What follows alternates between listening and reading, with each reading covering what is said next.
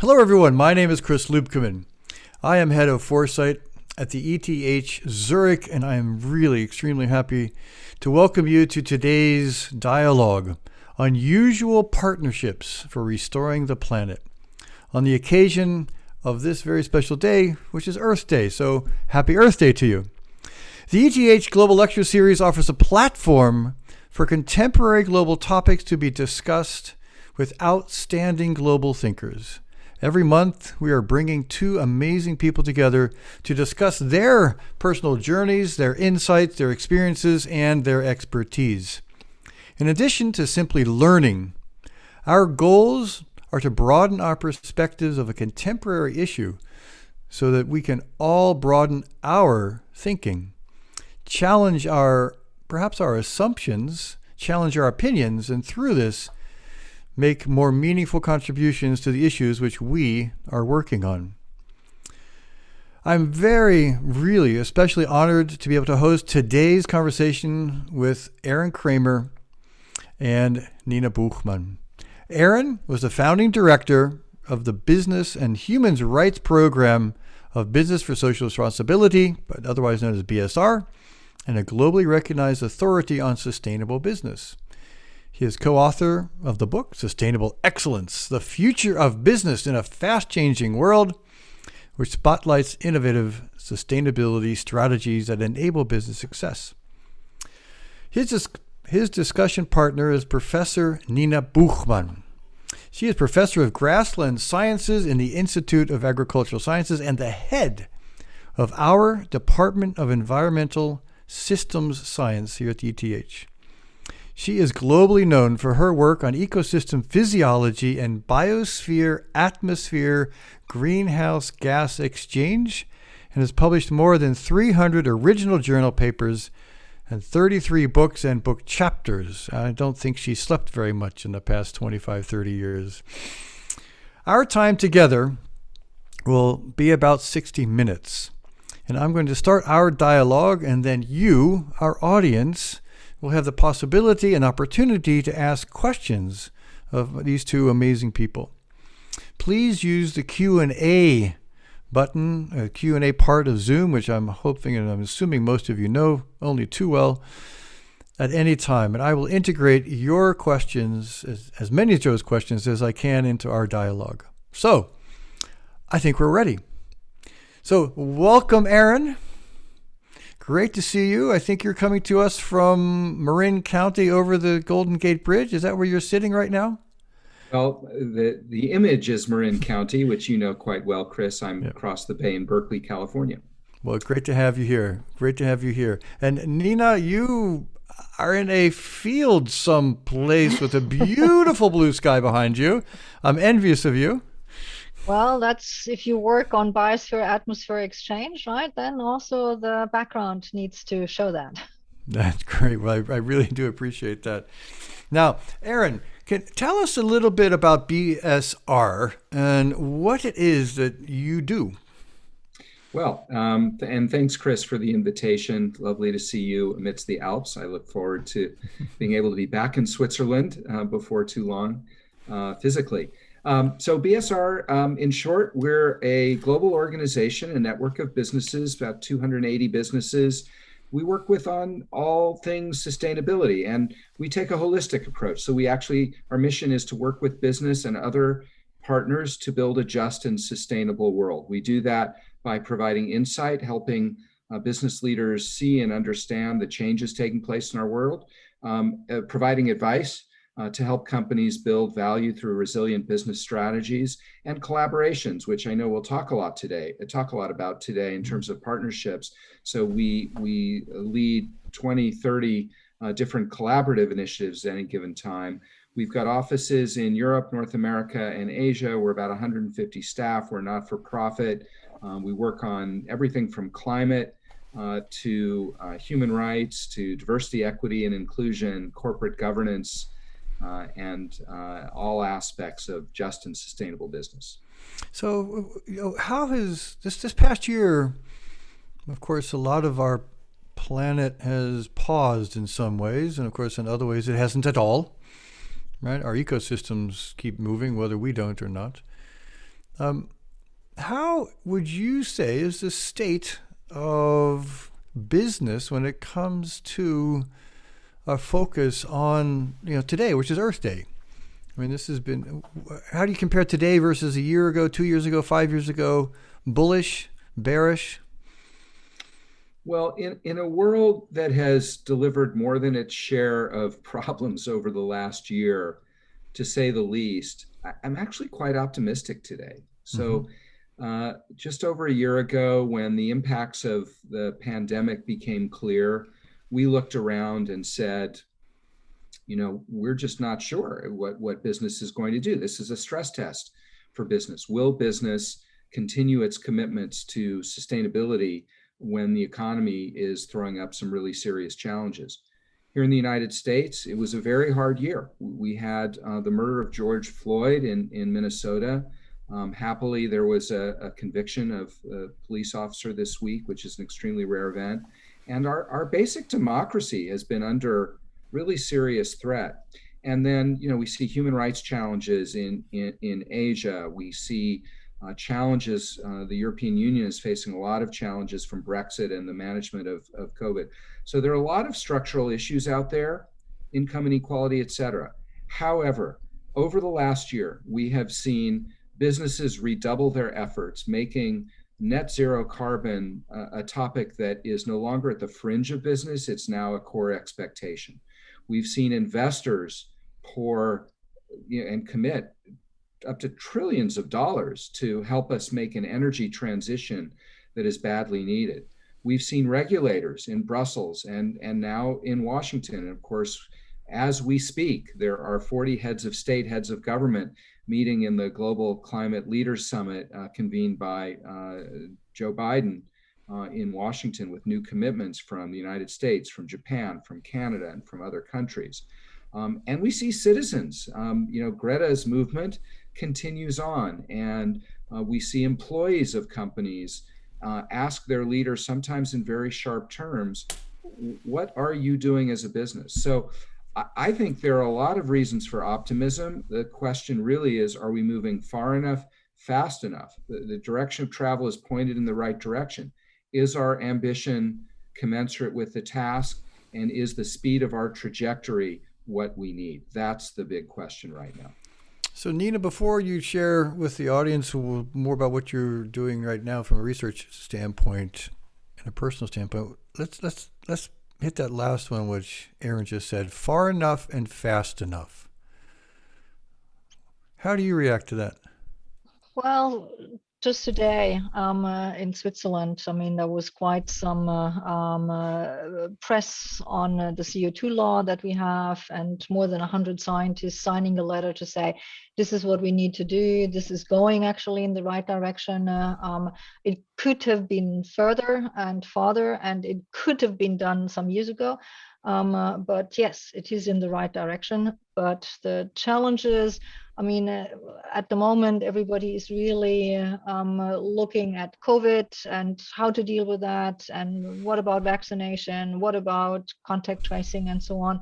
Kind of forgetting that some of the other big challenges are just continuing. And so, and that's sometimes a little bit sad. But then on the other hand, I mean, as Aron said, we have Greta, we have the youngsters that really stand up. And so I think there's lots of movement in the right direction. The speed from a natural scientist point, also from a social point, I think could be faster, could be higher. So share with us a little bit more about what your work is. So I know in my intro a little bit about Exchange, and you're the head of a department which is world renowned for its climate science. So when you look at the state on Earth Day, the state of Earth on Earth Day, how are you optimistic, pessimistic? Where do you land? Well, as a scientist, I mean, first of all, we look at the facts and we do research and teaching about the facts. And what we see is that we learn more. I mean, we have a big change in climate going on. There's no question about that.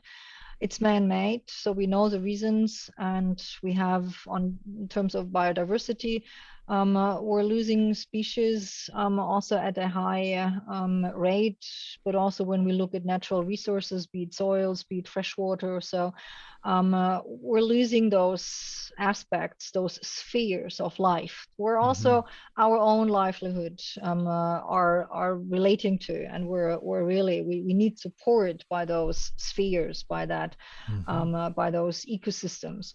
And so now, personally, in our research in my group, as you mentioned, we're looking at this biosphere-atmosphere exchange of greenhouse gases, so carbon dioxide, CO2, but also methane, CH4, nitrous oxide, N2O, which are the three big potent greenhouse gases, and looking how entire ecosystems, be it grasslands or arable or also forests, how they emit them, but in terms of CO2 and methane also can take them up. What is triggering that? How do they react to weather, and at some of our long-term sites also now to climate, but also how they are impacted by climate change, for example, or by biodiversity loss. So we're really trying to help in order to get facts so that we can also support evidence-based policy, and also transmitting and sharing that information with the lay public or with schools. So it's the day is full. That's great. So when we talk about I want to pick up on the evidence-based policy, evidence-based decisions, science-based decisions. I mean, we've experienced this new interpretation of lies as fake news. So when we look at the science, which is telling us, as Nina, as you've shared with us, is irrefutable in a way. What are some of the things which you say we would suggest that we need to truly be thinking about and doing? Because Aron's group, as I understand it, is really trying to move the words into actions and helping companies act. And Nina, as you said, you're trying to help the science come to light, so that the groups like Aron can help others act. So it's very interesting. Where's the missing link, or is there a missing link between that light and action? I think there is. It's it also depends a little bit on the generation of scientists. That also has changed. In earlier times, you did science for science sake, and that was fine, and you published that, and that was okay. But looking at these big global challenges that we have, more and more, the current and also the younger generation realize that science and scientific facts need to be already gathered in a participatory approach.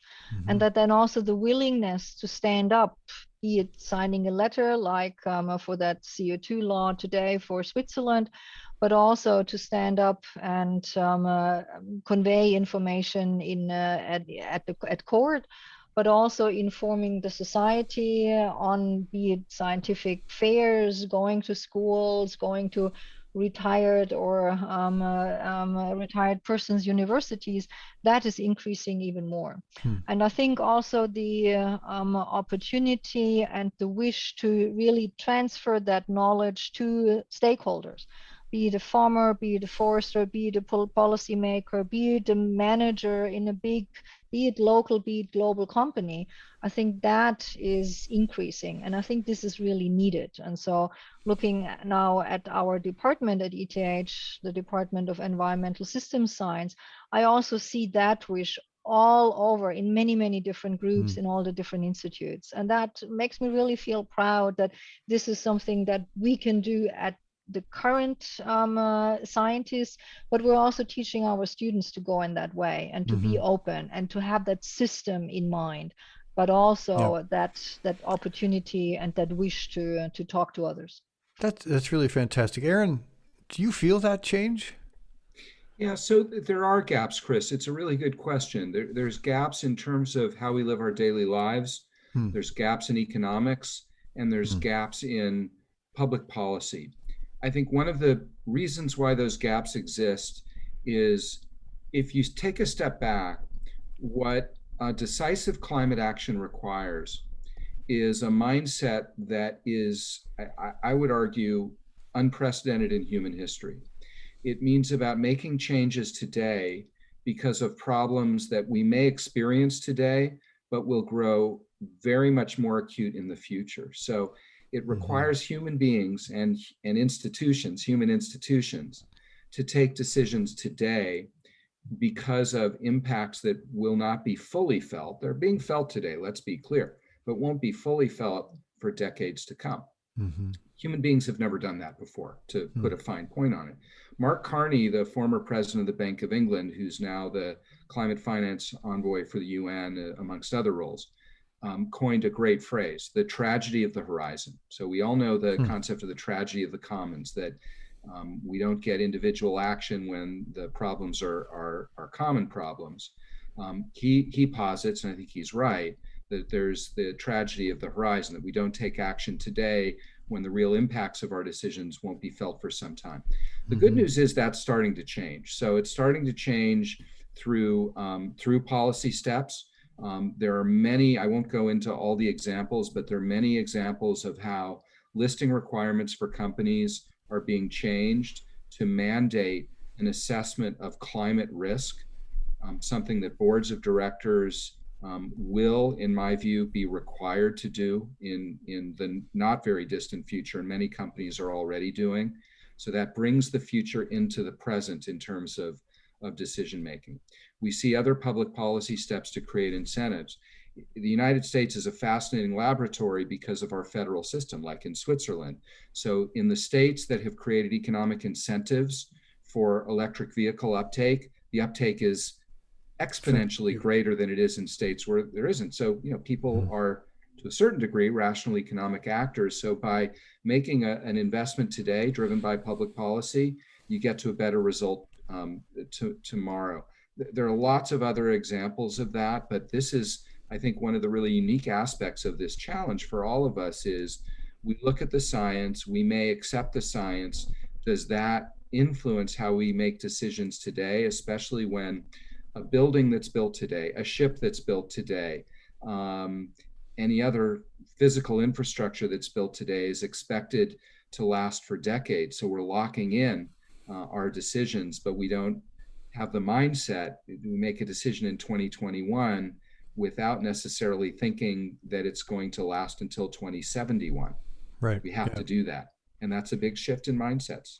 Sure. And there's also the parachute, the belief in the parachute, that there will be some sort of technology, some magic wand, which is going to solve it all and save us all. Right? We are very strange, hopeful beings, us humans. But I wanted to, Aaron, before I come to the question of risk, and I'm going to ask Nina that question, but Nina asked, she said something about a generational shift that she's noticing within her peers. Now, within your core, within the business community, are you seeing a similar type of mindset shift with generational change, or is it independent of generational change, or is there parallels or no?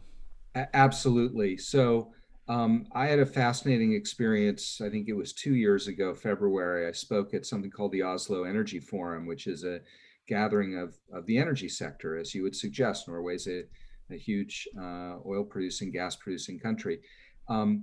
There was a challenge from people who were employed at some of the largest companies in that sector, all of them women, by the way, all of them European, who got up on stage and basically said, we're in this industry, we want to believe in this industry, we're not sure we can believe in this industry, we're not sure that it has a future. So this was not Greta Thunberg speaking. This was people who said, I find the energy industry to be interesting. I want to build a career, but they had almost existential questions about whether it was the right place for them. And by the way, all of them were being challenged by their children. Mommy, why are you going to work every day to fry the planet? And so this absolutely exists in business. All the challenges from the tech companies on the West Coast of the US, Google, Amazon, et cetera. Amazon's made a number of big announcements and commitments over the last year. I'm pretty sure they would not have come as quickly or as decisively without a pretty significant challenge from Amazon employees. Let's face it, if you're in business, you cannot afford to alienate investors, customers, or employees. And all of them, particularly younger cohorts, are saying we need to change how we do business. So it's actually essentially a business risk if they don't. Correct. Right. Yeah. So let's just pause on risk for a minute. And risk is often described in percentages and dangers, and there's all sorts of ways. Nina, how would you describe to how should we understand the risk of inaction, and how would you describe that? Well, the risk of inaction, it depends a little bit what we're looking at. Do we look at climate change, which is really a global phenomenon, and the risk of not doing anything against climate change, or not doing enough, or not fast enough? That obviously has consequences on any part of our life. And since we have a system, I mean, in science, we call that the Earth system. And it's complex and it's complicated and it's a little bit, I mean, you have a watch and you turn something on the left, but then somewhere on the back, it's also changing, because all these little components and compartments are all connected. And that is something that creates the risk that sometimes we know how the connections go, and then the consequences can be really large. But there are also unknown risks. And then we're talking about how susceptible is a certain process, be it photosynthesis, which is needed for food production, or is it the cleaning of water by soil fertility and soil organic matter. And then we link that to like a potential danger, so like a vulnerability, and then that gives us the risk.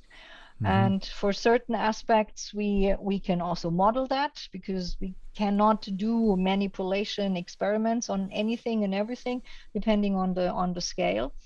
And on the other hand, if it's more local, let's assume you have soil degradation. So that's a very, very local problem, either by over-exploitation, or you had some kind of natural hazard, the mountain slope was coming down, looking at the picture then in your back, or you had a huge flooding event or a drought where really the soil fertility and but up to soil physics, soil structure has been affected.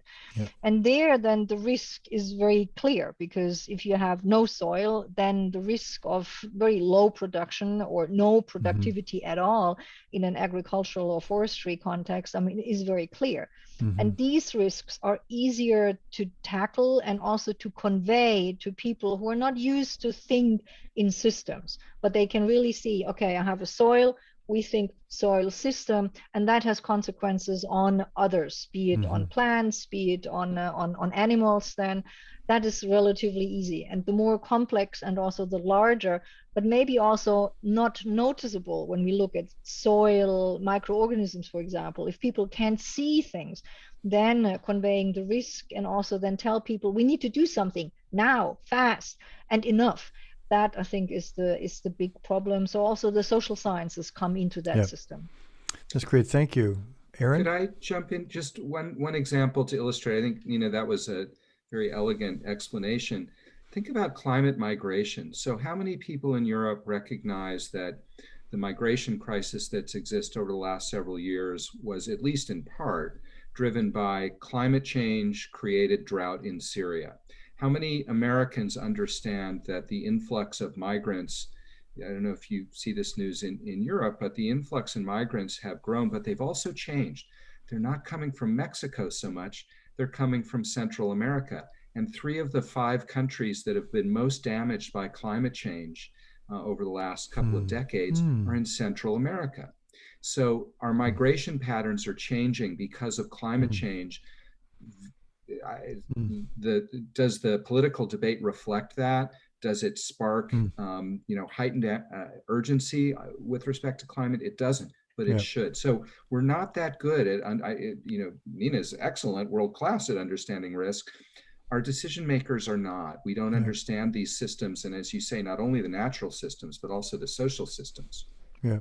So let me ask you a question. So when you're talking to your partners in the BSR, what are some of the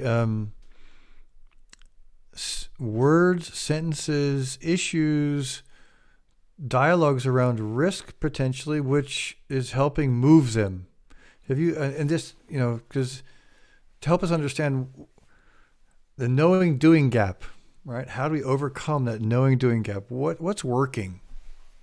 Well, we published a short paper just 2 weeks ago on resilient business strategies, and we've tried to reframe the entire approach to sustainability. It's less than 10 pages, so don't be daunted. It's not nearly as well footnoted as Nina's work, I guarantee that. But hopefully it's valuable. We're trying to reframe from saying, oh, you need to bring sustainability principles into your business strategy. That's helpful. That's good. BSR, we spent a lot of time doing that.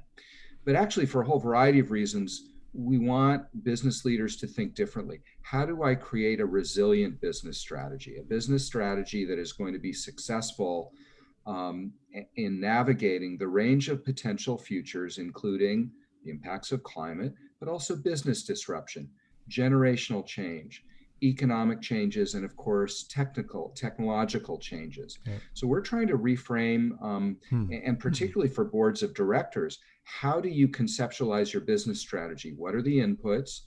How do you measure risk? What kinds of risks do you consider? Who are you listening to understand how the world is changing? And we think that this is a formula that will really help businesses make decisions. And let's face it, if you're a CEO or a board chair and there's a lot of change happening, it's quite easy to be put on your back foot and be reactive. No business leader wants to do that. Businesses like to create, they like to innovate, they like to be ahead of change.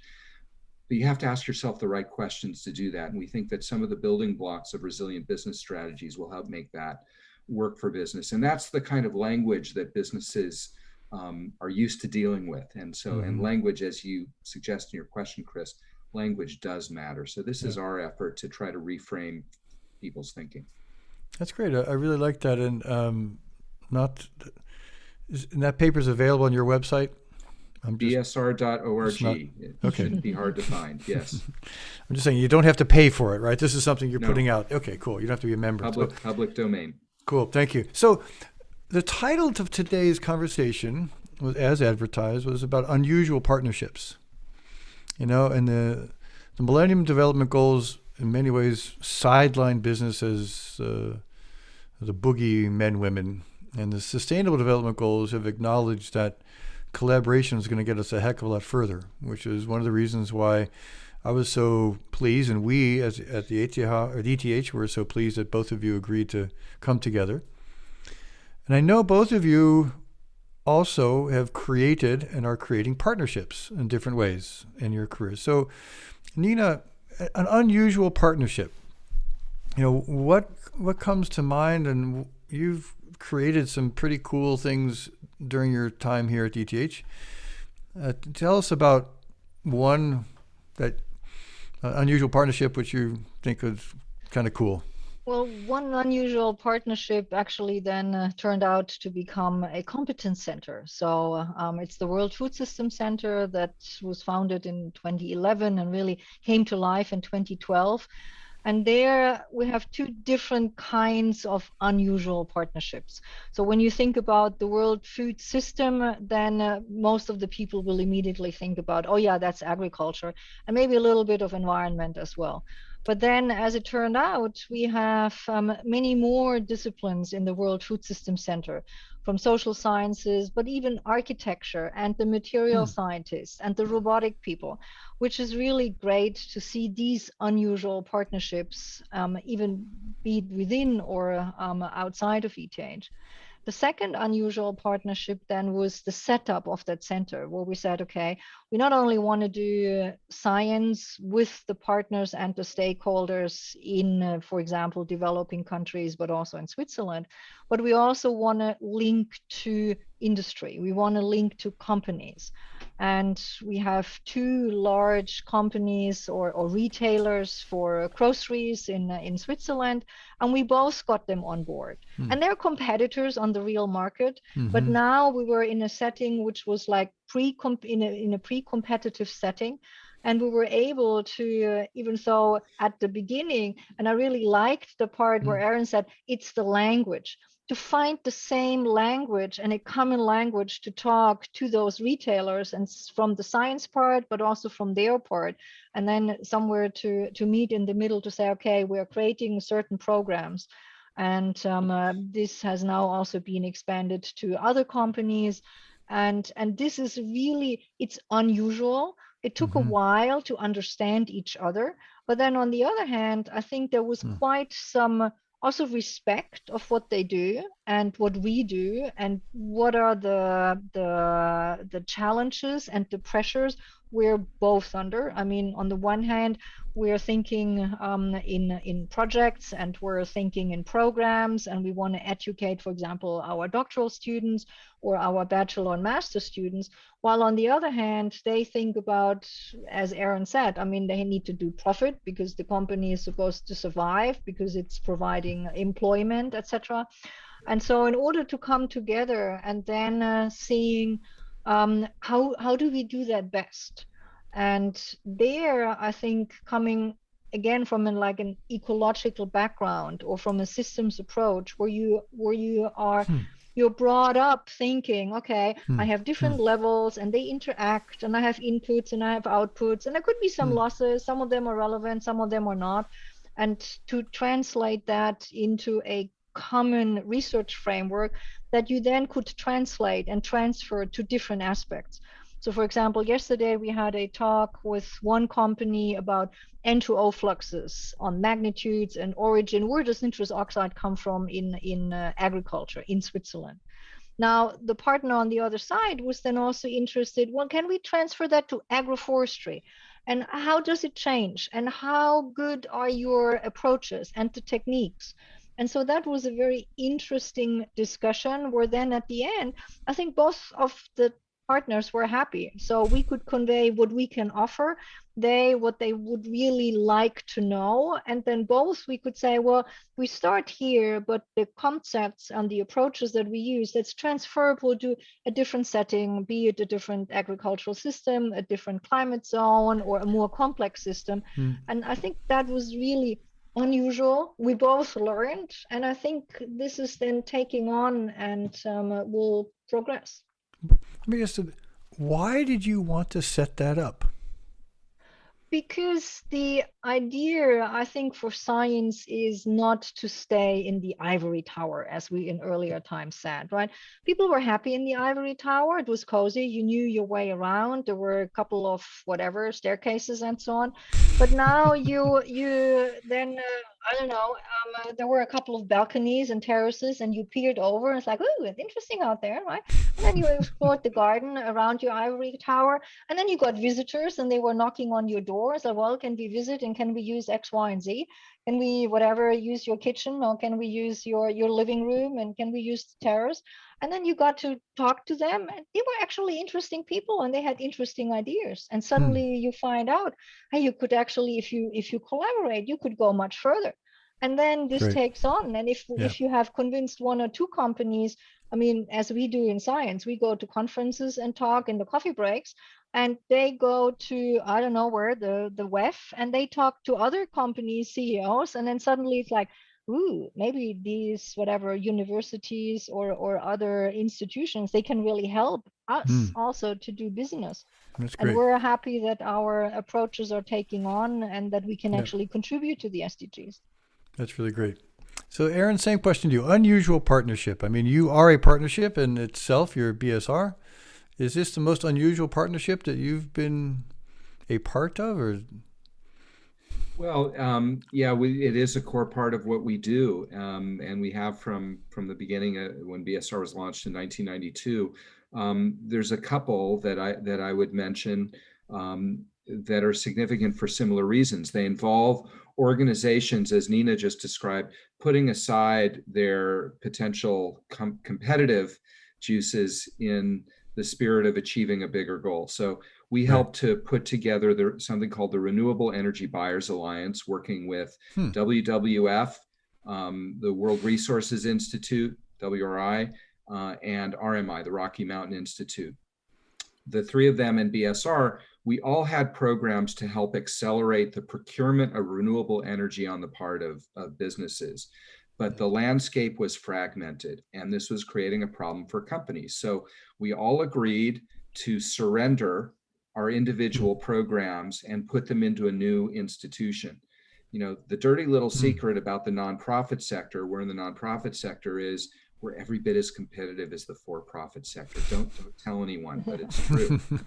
And so, but we agreed, we came together and said, we are all going to surrender our own work, which had a funding stream behind it, in the spirit of creating something bigger. And that's been successful. That's great. Similar example, the We Mean Business Coalition, where we, along with 6 other organizations, have banded together in the name of helping businesses have a common reference point about what business ambition ought to look like on climate. And the companies that we work with have been delighted not to get 7 similar but slightly different asks from organizations, but instead to have a roadmap that they can follow.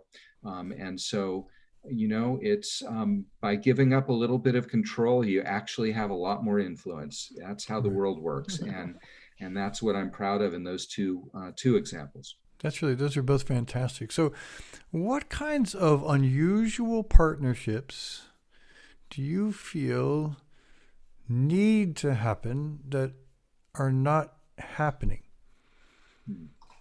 If we think about that, because both of you described, I say, Nina, yours was this coming together of the academic, the ivory tower, and the business world together, looking at how we can improve sustainable food systems. And Aron, you very elegantly described the giving up of power on work streams to achieve a bigger goal, right?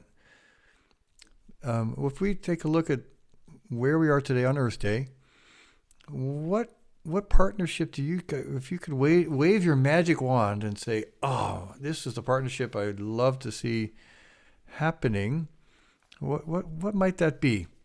Does anything come to mind? Well, I can throw one in the mix, and this came from a meeting I was involved in a couple of years ago.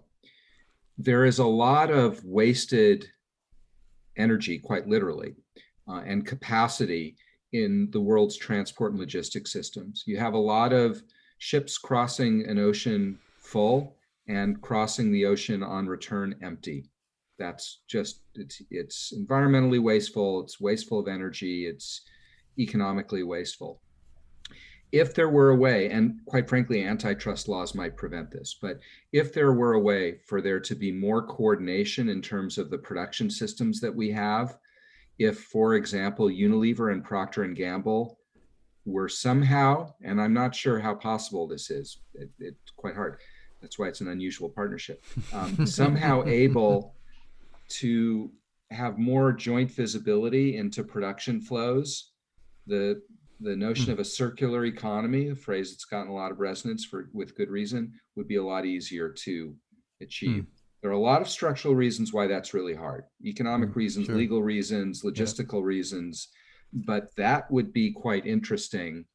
That would be quite interesting and quite valuable. I thought you were going to kind of go to say, we're going to ship 3 containers of shampoo from London over to United States and 3 containers of shampoo from United States over to England, it's sort of like exchange shampoos.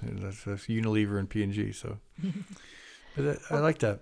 Nina? From the science perspective, I think it's on the one hand to bring data streams together, and that could be academic data streams, but also data streams from companies, in Switzerland, from cantons or from federal offices, or even from NGOs or citizen science data. I mean, there's so much useful data out there.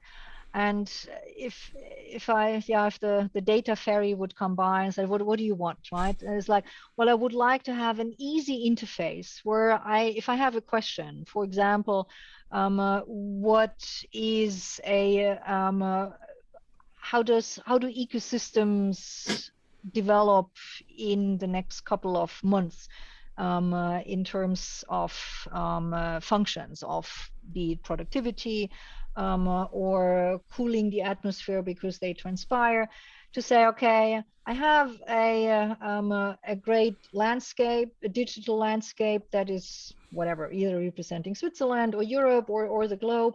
And then on top of that, I have super good soil information. I know what kind of ecosystem is there. I know the processes, either because I've measured them or because I model that. And now I can link that to data that, for example, runoff data that's within the federal offices, and to really bring that together as this regional ecosystem or earth system simulator, where it's easy. It's so all our AI colleagues and big data scientists, they have done it easily, so that I don't need to get into the algorithms, but I still have the trust that the result is not just a wonderful, colorful map that we all like, but it's actually science behind that, and where I can link processes and data. And I thought we had one wonderful example in Switzerland from a very different field, not mine, where people from the mobility sector suddenly started to model the COVID-19 infection and how it would develop based on mobility data. And they had no clue about viruses and in infection risks and so on, but really then looking at where people went and when and how often, and then assuming certain contacts. If I remember correctly, they were pretty accurate to say, so how did the first wave actually develop, and where would potential hotspots come about? And I thought this was bringing data together that on first glance didn't have anything to do with each other. And only later on, when we learned more about how infections actually would work, that then also proved to be a great avenue how to inform the stakeholders, in that point, policymakers, but also the public. Yeah, that's really cool. I like that idea of this. Well, that's kind of coming towards this global digital twin, right? Singapore has a digital twin of the entire nation, which is incredibly impressive, down to that detail, which is, on one hand, inspiring, on the other hand, scary. Right? This is so many of these things.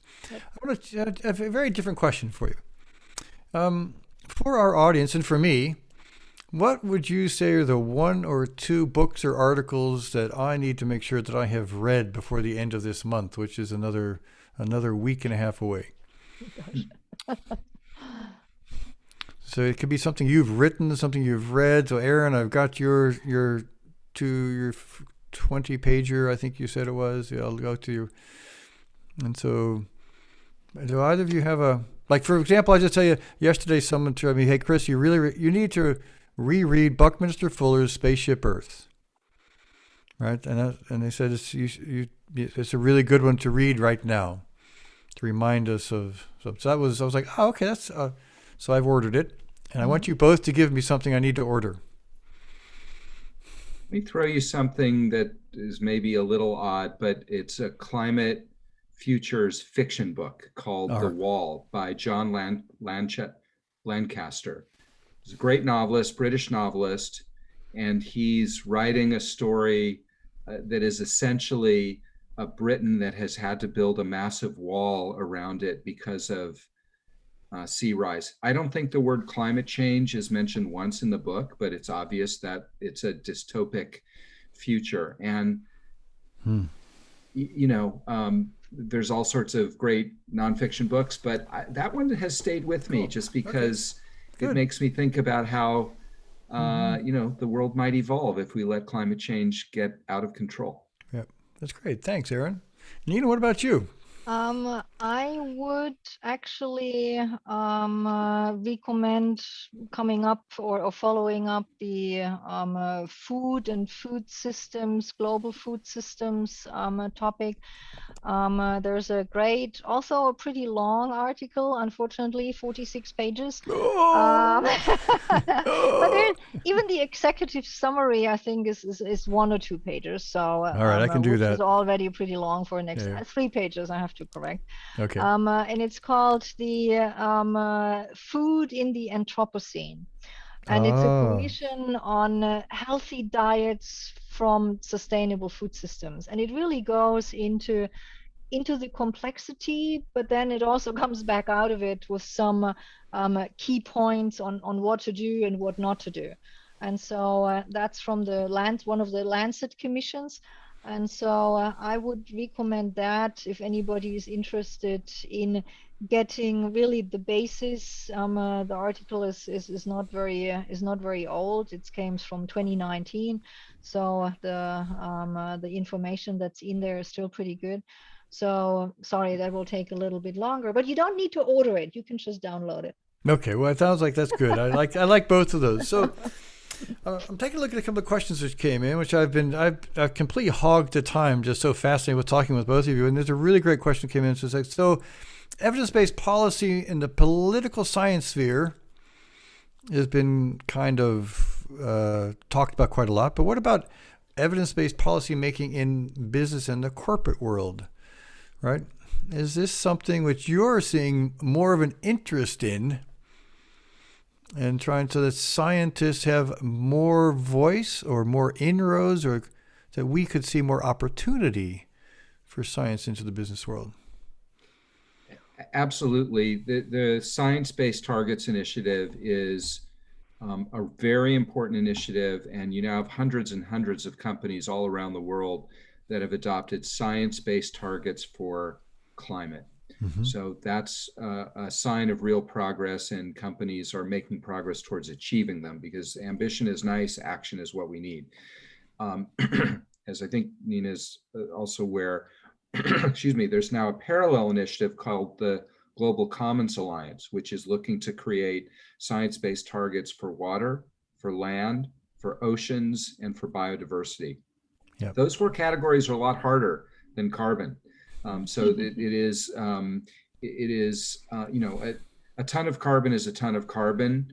An acre of land is not an acre of land. It's not fungible. They're very different considerations, different places. Nonetheless, what this shows is that there's a lot of momentum behind putting science at the heart of decision-making for businesses to protect our natural patrimony.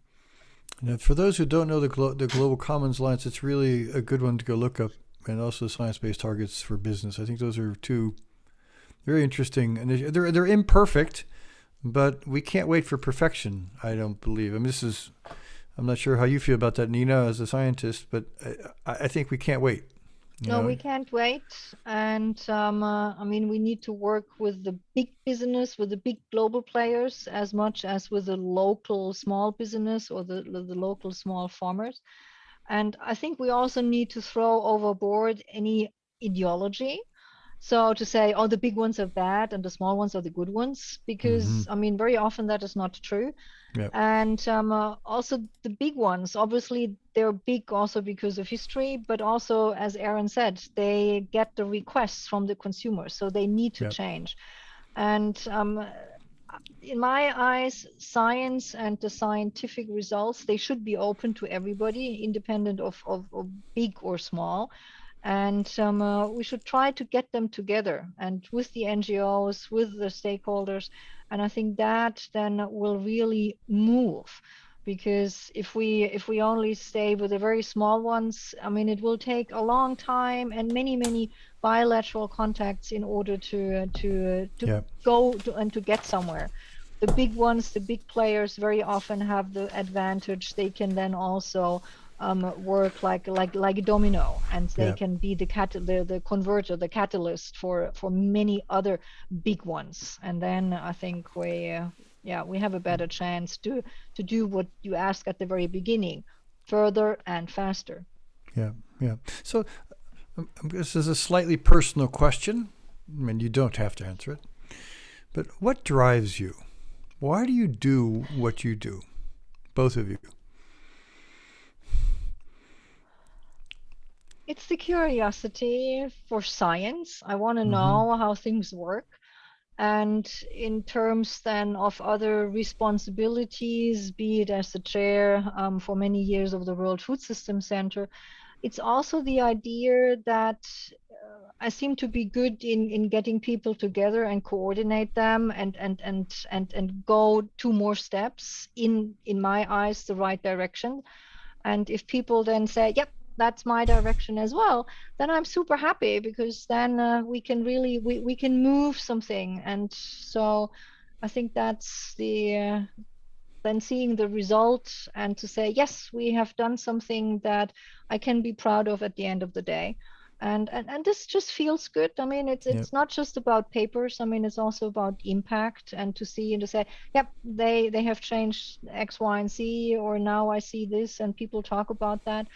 And that's really rewarding. Yeah, that's great. Aron, what about you?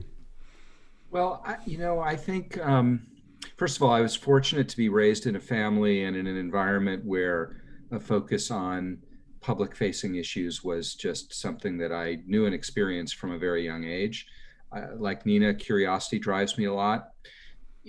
In the 21st century, it is, in my view, literally the case that for the first time in human history, we collectively have the potential to ensure that everyone who lives on the planet can live with basic levels of dignity and respect. It's never been within our grasp before.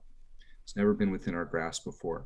So that is, extremely motivating. The other side of it, we have the existential challenge of dealing with climate change. And so I truly believe, the 20th century was a lot about dueling, totalitarian ideologies or multiple ideologies that created an immense amount of suffering. My hope is that the 21st century may show a little more human wisdom and connectivity in terms of not tearing things down, but building things up, such that human beings can live in dignity.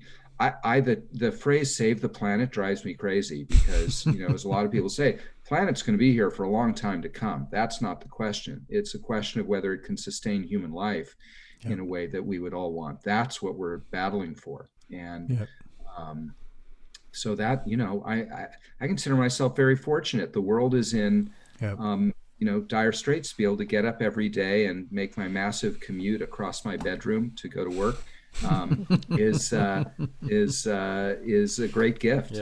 I cherish it. I remember 3 Thanksgivings ago, my daughter looking at me because I was describing the state of the world, and I think, as you, this hyperbolic discounting is extremely difficult. You look at all the graphs, and she got a little bit teary-eyed, and she's like, "Look, Papa, you can't give up. This is the only world I have." Right?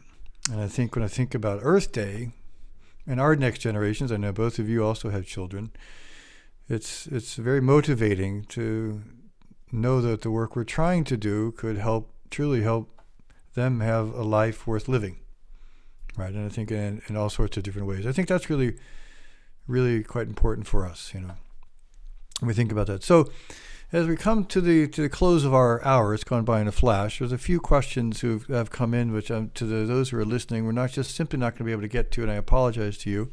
I'll share those with Aron and Nina, and maybe we can get them. If you send them to me at the ETH, then I can make sure, because they're in anonymous mode there, you're welcome to share those with it. But both to Aron and Nina, so you both sound like optimists, and also the pragmatic optimists, and and what we're working for is trying to make a positive change. What be the one or two things you would like or hope or wish that all of those who are listening or will listen to this would take away and do? What is it that each one of us should take away from your conversation, your thoughts today, and what is it that we should do? Do you have any Any ideas So I on that one? think so what the take home message, so I would say on the one hand, a fact, it's an Earth system, it's complex, and if you change one part, you will have consequences somewhere else. The second part is that the challenges are really great and we can only solve them together. And the third aspect, I think, is really that we can do something, and that also small changes will sum up, will add up, because we have that Earth system where everything is connected. These would be the three take-home messages to know. That's great. And is there one thing you'd like for us or me to do tomorrow? Yeah. So I would hope that you read the books and the article that we talked about. I wrote that down. Yeah, food and the other. So get informed. Yep. Stay open. It might be complex, and you might need to go back, and it will not be a coffee table read. So you might need some time. So get informed. But on the other hand, also get active and don't get bogged down because of bad news. I mean, there are also good news, but we seem to focus on bad news for whatever reasons. And to start today, do something. Great. The way to run a marathon is you take the first step. Yep. Right. This is what. So, Aron, what about you? Well, in our daily lives, a better diet that is less carbon intensive, use of transportation that's less carbon intensive, and reducing waste. Those are three things we can all do in our daily lives. But I think where we as individuals have the most influence is how we act as citizens. So make clear that we expect our political leaders to take decisive action on climate and to fight back against the xenophobia, the nationalism, and the anti-democratic forces that are plaguing our world today, because we can't do the first thing on public policy, decisive climate action, if we allow democracy to erode, if we allow nationalism to take hold and xenophobia to take hold. That's great, Aron. Aron, Nina, I want to thank you both personally for your time and also on behalf of the ETH in Zurich for making time this evening and this morning to share your thoughts with us. It has been a real delight to spend this hour on Earth Day with you. And I'd like to thank all of those who have tuned in today and will tune in the future for joining us, for making time today to think about our planet. Don't miss our next ETH Global Lecture, which will take place 1 month from now on Thursday, the 27th of May, with Sage Lanier and Philip Bloch, taking place at 8 o'clock Central European Time. Sage is also in California, and Philippe, Professor Bloch, is here. So with that, stay safe, drink lots of water, eat an apple, and go for a walk. Great. Take care, everybody. Thank you so much. Thank you all. Fantastic.